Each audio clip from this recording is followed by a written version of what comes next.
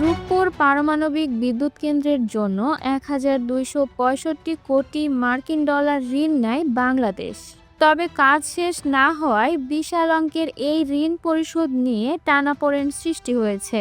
বাংলাদেশ ঋণের আসল পরিশোধের সময় বাড়ানোর প্রস্তাব দিলেও তাতে নেই কোনো অগ্রগতি।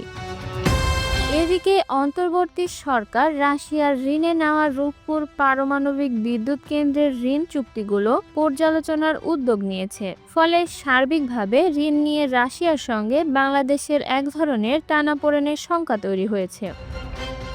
তবে সেই শঙ্কা উড়িয়ে দিলেন বাংলাদেশের নবনিযুক্ত রাশিয়ার রাষ্ট্রদূত আলেকজান্ডার জি খুজিন।